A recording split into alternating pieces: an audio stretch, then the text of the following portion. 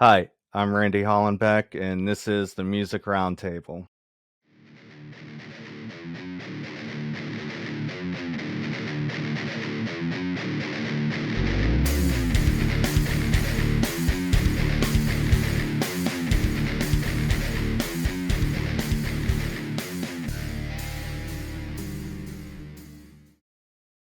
Today on the show, we have alternative artist Ty Trehern.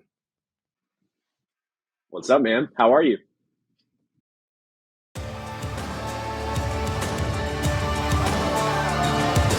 Everything I see in you is slipping through the cracks inside the glass. Everything you think you are is slipping through the cracks.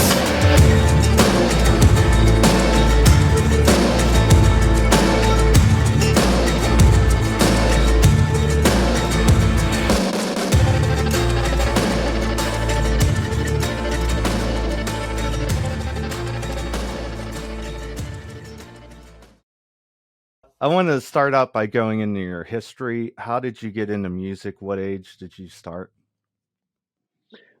So I've been playing music since I was, oh my gosh, like maybe maybe third grade, fourth grade, somewhere around that time. I've been surrounded by it pretty much my entire life. My aunts and uncles played guitar, and they kind of showed me all the basics and kind of brought me into the world, so to speak. And you know how it is, man. Once you get bitten by the bug, you are in. So I started taking it seriously and really dedicating time to practice and learning how to play and learning about music and theory and all of those kinds of things when I was in the fifth grade. And from there, it was just a series of covers, a series of trying to write songs that were really, really bad, and figuring out the ropes, if you will. So, Can you name some of your musical influences? oh boy, yeah, a ton, man. I love. I primarily listen to a lot of metal music. That's kind of where my preference lies. A lot of metalcore stuff. So like right now, I've been jamming the Bad Omen stuff on repeat constantly. Spirit Box is another big one. Boston Manor. They're kind of like a post-hardcore slash punk type of band. They're really really sick. Um, and then outside of the metal stuff, I love alternative pop music. Um, Standard pop music, like a lot of like Fletcher and all that kind of stuff that I'm really into. Even throwing it back to like the early late '90s, if you want to go there, with like a lot of like basic rock music, I suppose is what I guess you just call it rock music. I don't know what the genres are called nowadays, but like Nine Inch Nails, Alice in Chains, a lot of the grunge stuff. That's huge for me, especially when it comes to guitar playing. I try to model a lot of my progressions to stuff off of those types of bands. So it's very vast. It's all over the place, dude. So Are you a solo artist or do you have a backing band? I am a well, I guess you could say both. So I play live shows with a backing band. Jeff Griffin plays drums for me. He's also in a band called After Dusk. They're a metalcore band out of Alabama.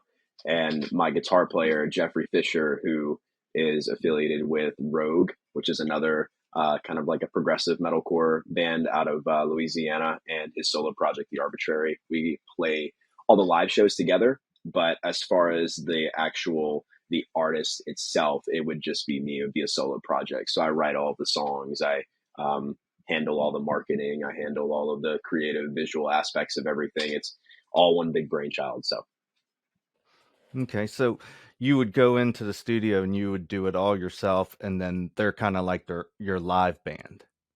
yes, so I work with Jonathan Dolis, Concrete Studios out of Nashville, Tennessee, and him and I have been working together now since 2018 on literally everything that I'm affiliated with. So we'll go in and we'll toss ideas back and forth and work on stuff together. But as far as other musicians and things like that, it's solely just the two of us. Okay. And where are you based out of? Currently, I'm based out of the Gulf Coast of Mississippi. So I live in a little, really tiny town called Long Beach. I'm about 5 minutes outside of Gulfport, Biloxi, that area. but I primarily am in New Orleans, Louisiana, Nashville, Tennessee, Knoxville. Um, I dabble a little bit in Mobile, Pensacola, those types of areas. So I'm all over the place. I hate to say that I'm not based out of one spot, but I'm essentially just wherever I end up. I wanted to go into your song you just released October 14th, 2022. It's called Glass. And there's a you begin it with thanks for making it obvious that you've got everyone fooled. Like when I listen to the song, it feels like the person you thought you knew, you didn't know at all. Yeah, that would be that'd be a good way to put it, man. Yeah. Um, that line sets the standard for essentially what the entire song is about, which is, acting as a social commentary, really. It's more so directed towards a body of people rather than one particular person.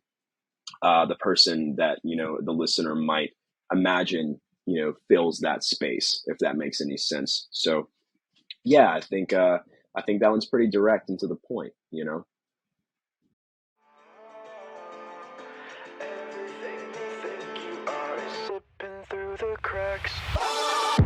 Thanks for making it obvious that you've got everyone fooled. Wait, they call it delightful cause that's how they wanna be viewed. Say the things that you do just so that you can keep them around while you show them what they wanna see. Show them what you wanna be. Flashing lights. You're not who you think you are.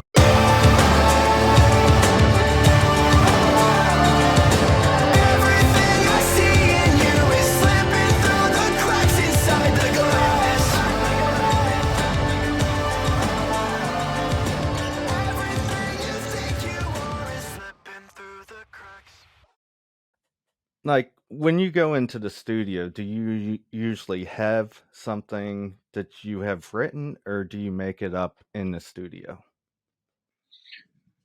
It depends. It happens. I would say it happens more times than not. We go in and we come up with an idea in the studio that we really become attached to, and we just, we ride the hot hand, so to speak. But there have been instances where I'll come in with a fully fleshed out idea, and Jonathan will, he'll sit down and he'll pick things apart and rearrange some things and offer suggestion and feedback where it's necessary, and we'll end up constructing what we consider to be the best possible version of the song.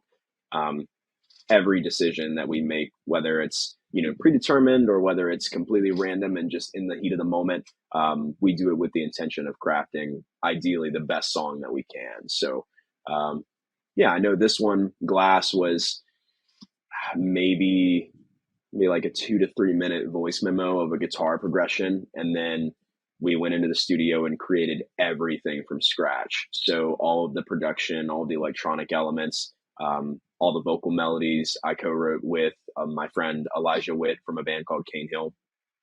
We worked on all of that together, and it was, I'd say, about a 2 day process. Maybe I think we finished the entire instrumental in a day, and the next day we focused solely on vocals and melodies. So instances like that are always fun. But then you have times like in 2019 when we were working on the full length record.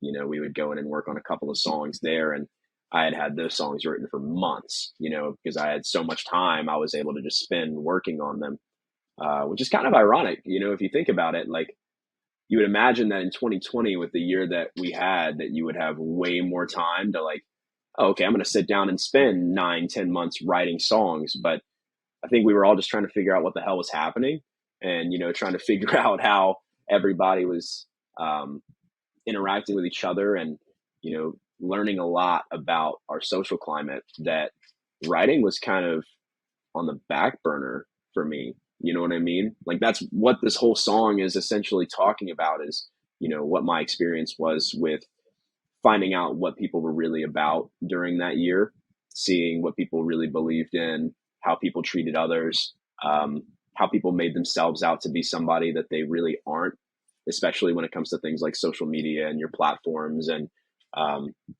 yeah, so ironically enough, everybody was kind of in their rooms writing songs and doing their thing, but I was in a position of just sort of taking everything in. Um, that's a bit of I digress, that's a bit of an extended answer there, but yeah, to answer your essential question, just depends on the moment.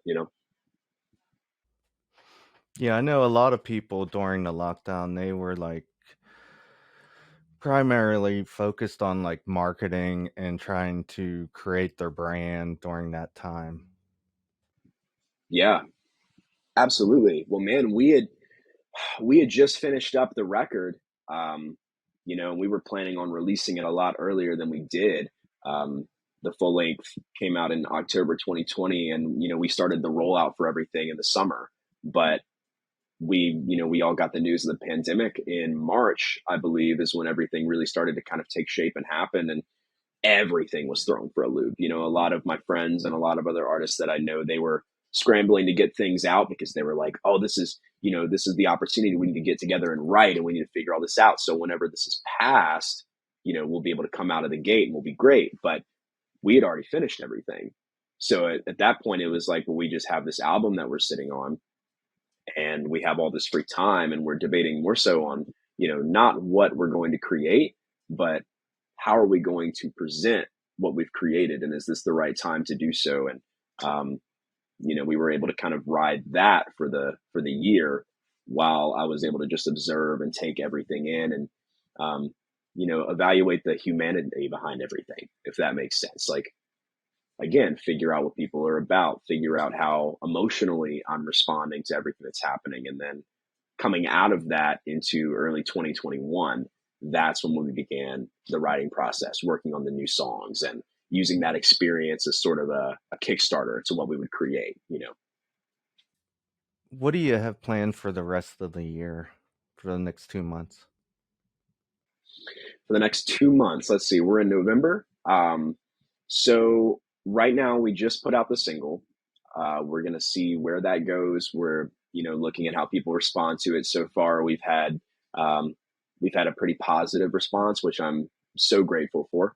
Um, as far as what's next, I know we have a couple of things in the pipeline. We spent 2021 working on music, so there's going to be more stuff on the way, especially as we get into the beginning of 2023. Um, I can't say whether or not we're going to be doing an album or we're going to be doing an EP or anything like that. I think honestly, at this point, we're just sort of going with what people respond to. And from what we've noticed, people seem to respond very well towards instantaneous gratification with singles, being able to hear something and then not have to wait 2 years to hear something else. We took that exact amount of time from October of 2020 to now October of 2022 to release something. And in this day and age, that's just not feasible when it comes to trying to build up your fan base and trying to continuously get out a product to your listening market. So as far as what we're going to be doing, we have 3 more singles on the way. None of those have been announced or confirmed yet, so that's news here. But we're going to be doing 3 new singles. One of them is going to be coming very, very soon, after the hype of Glass sort of dies down. More music videos, more shows. I'm trying to go out to new places, meet as many new people as we can, and honestly, just having fun with it. I think, not having expectations for what happens, and more so just enjoying the experience and being able to be authentic and genuine in the music that we put out. And whatever the byproduct is of that, I'll be satisfied with and happy with regardless. So, but yeah, we're excited. And if people like the direction that we took sonically with this song, then I think they're going to be really, really excited with the direction that we take on the follow ups. Do you have any shows planned for the next 2 months? I do. We actually have one show that's going to be happening in December that I can't formally announce yet because we're still waiting on some confirmation from some partners and some people that are involved. But we do have a show that's planned for that month, so stay on the lookout for that. It's going to be a lot of fun. Going to be playing with some incredible bands that night, and we're super stoked about having the opportunity to hop on. And then following that up in 2023, I know that we have some plans to go to some new places, maybe do some extended types of runs, maybe not so much a one-off and then all of a sudden we're gone for another 3 months, but maybe play some shows in succession. I think, runs, tours, whatever you want to call it, really. Um, but yeah, I think we will go wherever the demand is, and if people want to see us play, and if people are vocal about it, then we will do everything in our power to be there and bring the new songs to life and have an amazing experience together. So Where can we get a hold of you? Facebook, Instagram, Twitter? everywhere, baby, everywhere. If you want the hot link, you can go to my website www.tytrehernmusic.com. You will find literally every single link there on that website: Facebook, Instagram, Twitter, Apple Music, Spotify, Deezer, whatever, anywhere that you consume music, any social media platform that you have, you can find me at my handle at Ty Trehern Music. So I'm not a hard guy to get a hold of. That's all the questions I have. Thanks for coming on the show today. Is there anything else you'd like to add? Uh, I guess thank you for having me on, Randy. I really appreciate you taking the time to reach out, and I'm stoked to be here. Stoked to be able to chat with you a little bit. And to anyone that has taken the time to listen to Glass, thank you so much for giving that a shot. And I hope you guys dig it and stick around and see what's next. Fame, go sell your soul for a stage that won't make any sound. Blame the face looking back when you can't touch the ground.